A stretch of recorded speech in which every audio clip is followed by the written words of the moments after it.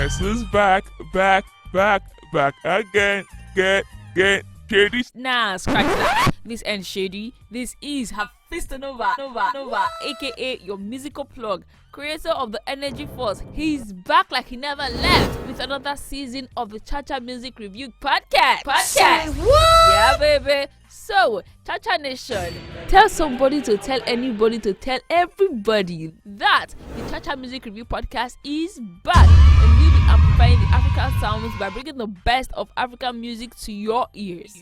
Good day, ladies and gentlemen, boys and girls, and members of the Cha-Cha Nation. My name is Nova, aka your musical plug, creator of the Energy Force, and I'm back as if I never left with another episode of the Cha-Cha album review series on the Cha-Cha Music Review Podcast. And I will not be here alone today. I have, I think at this point I'll just call out my co-host. And without further ado, I introduce to you Toby.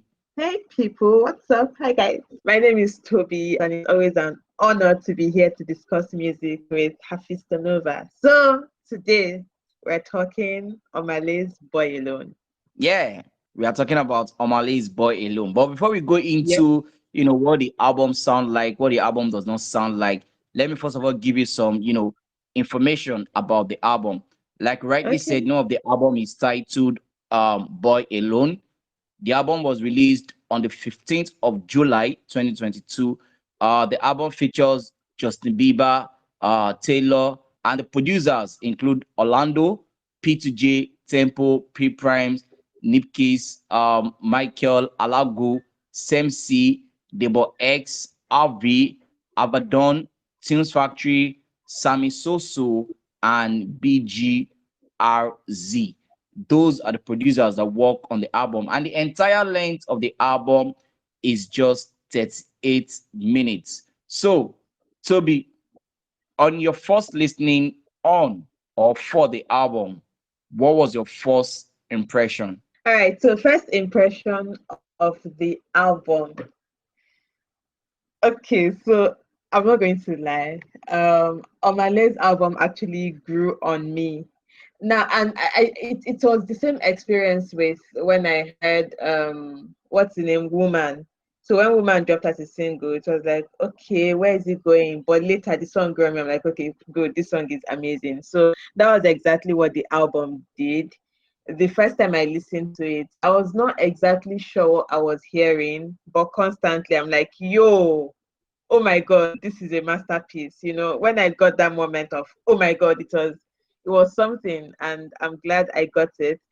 So first impression was like, okay, I'm still trying to figure out, but with time it grew. That was it. All right. So your first impression about the album didn't grow on you for the first time, but you had to probably listen to it for the second, third, and fourth, and the album started growing on you gradually. And when it did, I mean, you can't or you couldn't or you haven't gotten enough of the album. So I'm going to be honest. I also felt the same way when I listened to the album. I'm like, okay, is that all? I mean, I was expecting more, but I don't know. And I was like on my first listening. But when I listened to the album by the third time, although I'm not going to lie, on my first listening, there was a song that immediately stood out for me.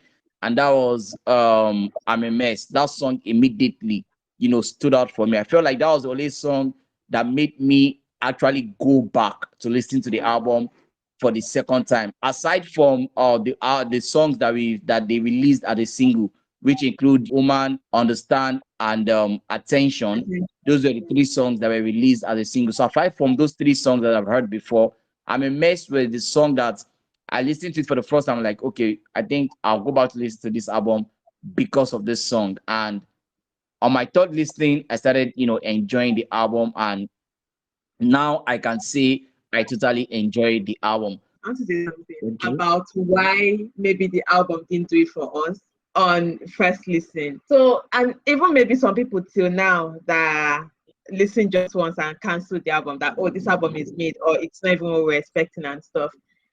I think the problem is Nigerian listeners they're already used to what Omah Lay is. So it's an element of see finish sort of. So when he first came out with all those his bad influence and stuff, we're like, oh my God, who is this guy? Who is this guy? Something new. We've not heard it. So we jumped at it. He gave us what's that first song? Get Laid. After giving us Get Laid, he gave us What Have We Done. We've seen Omah Lay too much. I even released singles, Understand, and all that. By the time we got to album, we're like, nothing new.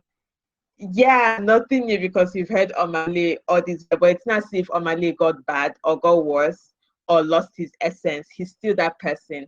I think what would help people to actually get the genius of this album and how it's even like one of Omah Lay's best works, because unlike some people that dropped album this year that were like, oh, their former albums were better, this album was actually better than other works Omah Lay has done. You would have to listen to Get Laid, listen to What Have We Done, then come and listen to this one. Then you will see, okay, this is the same person. These are actually places where he had done better, and then you would make better judgments. Hope I've been able to convince you and not confuse you that Boy Alone is a masterpiece. Thank you. But don't you think, I mean, I like the angle where you came in from about, probably because quote and unquote, see finish and Finish. all of that. Yeah. Yeah. But I mean, like you rightly said, Omah Lay has dropped 2 projects. Could it be Mhm. an issue of higher expectation rather than see finish?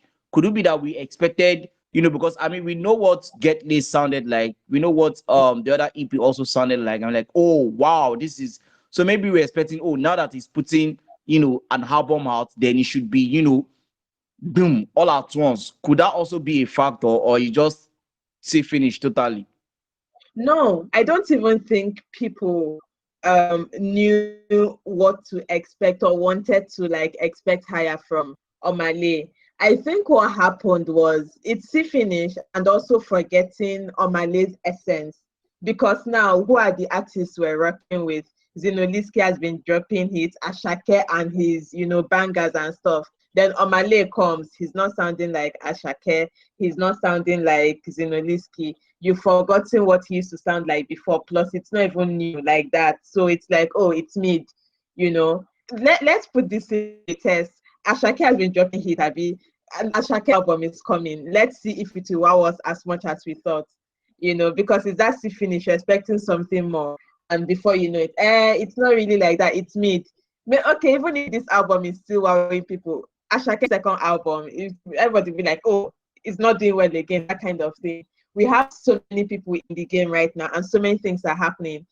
So we're overwhelmed with music that most times we're now, even our expectations are like, oh, people are expecting more. Is your expectation realistic, really? So when you mean you're expecting more from, what's his name, Omah Lay, what are you expecting? Are you expecting a different type of Omah Lay to come and start sounding like Davido and Ashake, or you're expecting Omah Lay to maintain his essence, but you see the growth and the improvement in his work and craft? All right, so let's talk about the production of the album. What would you say was the quality of the production on the album?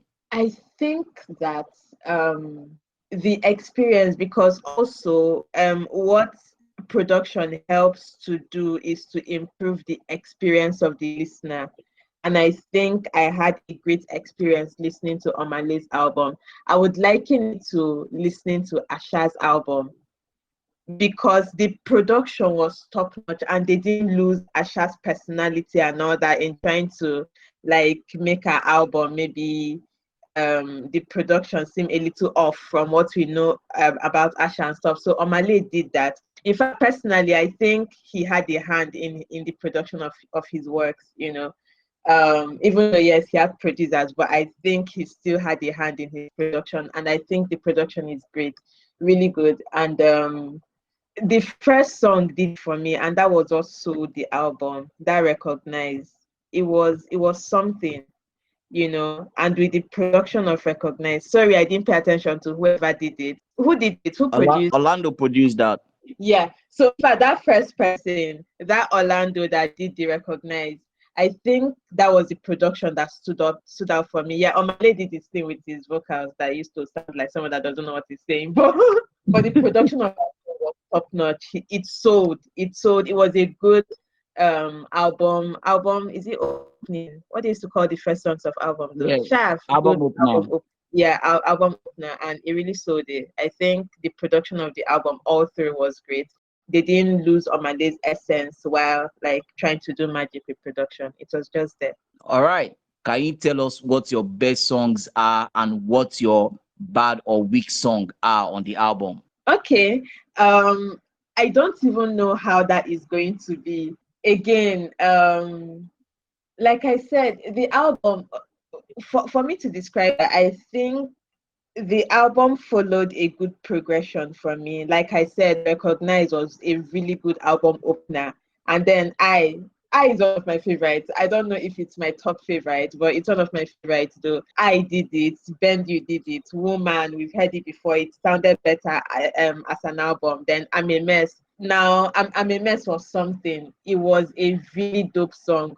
So the first songs he put in the album, like the progression, you'll be getting better song, and like the next song is better than the last one and stuff. So in as much as I want to talk about my favorite songs, but I think it followed a progression of really good songs. By the time you're getting to the end, okay, you're getting to the end. By the time you get to song 12, 13, 14, you'll be like, okay, fine, done the end. I can listen to this without paying attention. I can, that kind of thing. But my absolute favorite, I don't know, I beg, I don't know. I would name 5, can I? All right, go ahead. Name the 5. Let's hear you out. All right. I'm a Mess, definitely. I definitely. Now I love this Never Forget song. Why I love Never Forget is because I could hear techno in that song. Yo, I was like, techno did not do this song. Or if he's going to do a remix, can techno be in it? And techno is one of my favorite people. So I was hearing techno in that song and I love it a lot. I don't know if techno inspired that song, but that person like, I will know, I will know, I will know. That's like what techno would do, like play with things like that. So I would count that number 3. So I am a Mess. Never Forget. Which other song would I put there? Then Recognize. Yep, Recognize. Safe Heaven, and that's it. All right. So, you've mentioned 5 songs, you just wanted to pick. So you just picked 5 songs. So now let's talk about, is there any song that you feel were not up to standard and why? I don't like talking about standards. I'll just talk about my least favorite song based on personal preference and stuff. So personal preference, the one I don't really like. Understand did not do it for me. Now, do you know why I also and this Understand would also like prove my point that I see finished. Now, as a single, Understand was just there, but people were vibing it, 50 million views on YouTube without its confusing video. And then, so if everybody liked Understand so much on as a single, and then they put it in an album with so many songs better than it, and you have the guts to say that the album is mid, are you okay? But yeah, like I said, Understand didn't do it for me. It's not a personal favorite for me. And the Purple song, it was the ending song. I didn't really feel it. It's like, oh, the album is ending. It's like I did not really feel the last song. But that does not mean it's not a good song though. Apart from it, the other songs in the middle that I didn't add as my favorite song, the one with Justine Bieber. As a single, I loved it a lot, but when it was in the album, I'm like, nah, better songs are here. So Attention, the one with Taylor was just there. Others were my favorite, and then Understand and Purple Song didn't do it for me. Uh, like I rightly said at the beginning, I'm a Mess was that song that stood out for me from the first listening. Like I really, really enjoyed I'm a Mess, and I think one thing that made I'm a Mess stood out for me was the writing and the composition of that song was just something else for me. It's kind of stood out. I mean, yes, Recognize was good. I was also lovely. Bendy was crazy. Omar, we've had that as a single. But then I got to I'm a Mess. I'm like, wow, like, okay, I know Omah Lay could write, but this is crazy. Like, this is insane.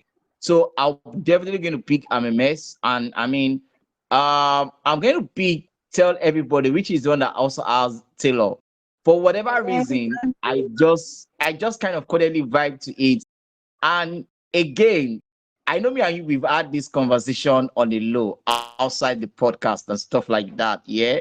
But I don't know why. Understand is a very, very good song. I mean, the writing skills in Understand, it's I don't even want to go into it, but let's just say my top three: I'm a mess, Understand, Tell Everybody. I also vibe with Bend You. I also vibe with but I Do you think my believe? least favorite song on the album is gonna be, like Riley said, the Purple song. I Yes. don't know. I didn't really Yeah, like the purple Purple song. song that much. Even like album the end. Let's just add something to end it. I'm like, yeah, but anyway, yeah. Yeah, I didn't really like, the Purple song that much. And also, for whatever reason, Temptation didn't, I don't know, it didn't Yeah. just do it I for didn't even me. remember that song existed. Yeah, yeah, Temptation too, yeah. it didn't do it for me. It was just, but yeah, those are my top songs, and those are my, list songs on the album. Now, to wrap it up, I'm going to, ask you two questions. So the first one is going to be, if you are going to rate the album, let's say over 10, what is going to be your rating? And then number two, let's just try to, project into the future. And this is just, us just projecting and trying to guess. Do you think this Omah Lay's album is an album that you can say, okay, this album is Grammy material or Grammy worthy, or it has a shot, to be nominated for the Grammy? Okay, I'll start with the first one to rate the album 8/10. Very good 8/10, and yeah, 80%. It was that album. It did good. It's an album I always repeat. You know, it's up there among my favorite albums that dropped this year. Now the second question about Grammys. Yeah, I think Omah Lay is in a space where he just wants to do his thing. So it did not send the people on your Grammys or anything. He's just there doing his thing, and that is also the vibe this album gave. Because even with the whole vibe of the album, the whole I'm a mess, I'm just there in my head, I'm trying to succeed in life, Kiniko, the one with Justin Bieber, what was even so the whole attention and stuff is even the lyrics, he's in a space right now where he just wants to be. So I don't think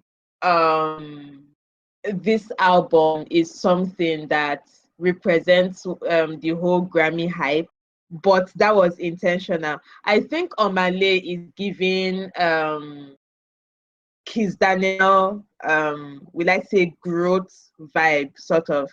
Because when Kiss Daniel was dropping all the good songs, we're like, this guy is good, but underrated and stuff. He was dropping all the good songs for us, and now Buga, we're like, hey, Kiss Daniel is everywhere, as if he has not always been there. So when it's time for like Omah Lay to blow, and we're all like looking at him all over the world, it will get there. But Omah Lay is just on its own now. The album is on its own. It does not want noise. It does not want hype. It does not want anything. So no to Grammys for Boy Alone. And I dare say a Boy Alone is too special for the Grammys. Let's just have it to ourselves. No Grammy. Before they will not say they nominated Boy Alone and Burna Boy's album, Burna won, therefore Omah Lay is nothing. Please, they should carry their Grammy and be dragging. Leave us alone. Oh boy. I mean, for me, technically, like I said, the album is a very good album. If I'm going to rate the album, I'm going to give the album a 7.5 over 10. That's what I'm going to give the album. And in I'm terms of excited. You know I'm excited. why, I listened to your album almost all through. Sorry, did I say your album? Your podcast almost all through today. And I'm not a hater, but when you rated Fireboy's album, you gave it 7. So hearing that Omah Lay is 7.5, I'm joking. I'm so excited because the way I've carried this album on my head, anybody that talk on my head, I say shut up. So even this small validation from you, I'm like, it's fine. Even if it did not reach the 8 that I gave it, but the fact that oh. um all right, I really do hope that Omah Lay will get to listen to this episode and get to see how hyped you are on about the album and say, oh yeah, have a new fan in Toby, and Toby so hype about my album. But yeah, like I said, I'm gonna give the album a 7.5. And in terms of reprojecting into the future and saying maybe the album is Grammy worthy or Grammy material, for me, I'm also going to be honest. I don't think the album is. I don't think Omah Lay made the album with the mindset of I want this album, to either get nominated for the Grammy or Yeah. quote unquote heading to the Grammy. I don't think that was the mindset of making this album. I think he just made this album with someone that wanted to tell a story or someone that wanted to let us into an aspect of his life that we don't know Yeah. about and stuff like that. So to say it's not Grammy worthy or to say it's not Grammy material, you have to understand that we are saying the album is a good album. It's not like the album does not qualify to get to the Grammys. No, it's just that the album was not made because, I mean, if you know the Grammys very well, then you know that there's a specified way you make your song or your album to actually get nominated to the Grammy. If you don't follow that line, no matter how good or how solid your album is, it will not get nominated because you've not made it to be or to suit, the Grammy criteria or whatever it is. So yes, the album, like I said, is a good album, and it wasn't made with the mindset of we wanted to get nominated, for the Grammy. Although, the album is on a league of its own. yeah, the album stands out on its own. So Yeah. on that point, on that note, we have come to the end of the Cha-Cha album review series on the Cha-Cha Music Review Podcast. But I feel like there's one more thing Toby wants to add before she goes. So let me just allow her to say one more thing before she goes. What do you want me to say to you now? What do you want me to say to you? Anyway, you've listened to the gospel. If you like adhere to the gospel, you join us in heaven. Omah Lay safe heaven. If you don't follow, find yourself wherever you find yourself. But yeah, guys, seriously, listen to the album again and follow the recommendation I gave.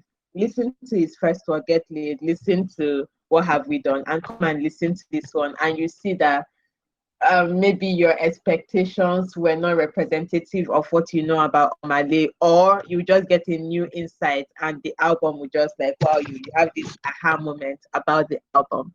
That being said, bye guys. It's always a pleasure to be here to talk music, and I love it. I always love talking to you guys. So, all right. So till I come here with another episode, my name will always remain Avedon, aka your musical plug, creator of the Energy Force. Remember, keep the energy, keep it 100, and keep it positive. Peace out. Yeah, cha-cha time, 2 time for the cha-cha gang. Give me the cha-cha gang. Rockin' with the best, cha-cha gang. Give me the cha-cha gang. Alaye la wa cha-cha gang.